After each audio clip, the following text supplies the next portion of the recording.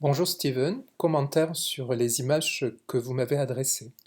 Globalement, je trouve que votre maquette est une très belle maquette avec de très bons choix au niveau des matériaux, une vraie précision sur les découpes, ce qui confère beaucoup de qualité à cet objet, un choix intelligent, judicieux des matériaux qui sont travaillés sous forme brute, ce qui fonctionne très très bien au niveau de la maquette. L'emplacement du site d'intervention est également marqué, ce qui répond aussi à mes attentes. Vous avez ensuite choisi d'exprimer les flux, c'est parfaitement exprimé. Ceci dit, il me semble que vous devriez aussi travailler deux autres flux, puisqu'on est plutôt sur des flux linéaires. La voie ferrée, c'est également un flux, et le canal, c'est aussi un flux, hein, c'est une voie de déplacement, de transport. Donc je pense qu'il faut que vous complétiez vos écritures. Bon, je vous laisse, je vous donne pas de pistes parce que vous avez suffisamment de finesse et d'intelligence plastique pour trouver des solutions.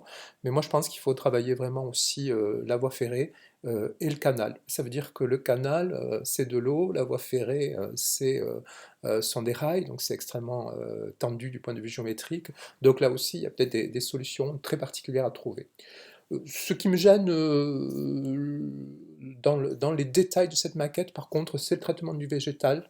Je trouve qu'il y a des incohérences, en particulier au niveau du canal, où vous implantez vos bâtonnets un peu à distance de la rive, ce qui n'est pas très cohérent, même à supposer que la végétation soit sur les bords du canal. Il faut vraiment implanter vos éléments rythmiques sur les bords du canal.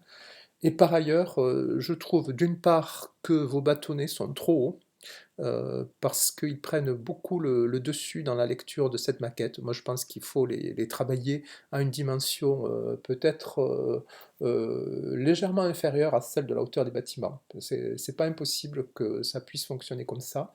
Par ailleurs, je me demande si vous ne devriez pas travailler avec un petit peu de papier froissé autour de ces éléments rectilignes, de façon à casser un petit peu le côté très géométrique de votre maquette, puisqu'on a des coupes qui sont vraiment bien tendues, des flux qui sont tendus également. Je pense que travailler le végétal de façon un peu plus libre, avec une écriture voilà, qui peut s'appuyer bien sûr sur ces éléments rythmiques en baguette, mais avec quelque chose qui les habillerait, qui ajouterait un petit peu de liberté, un peu de fantaisie. Il me semble que là, on trouverait quelque chose de beaucoup plus performant et on arriverait vraiment à une maquette de très grande qualité.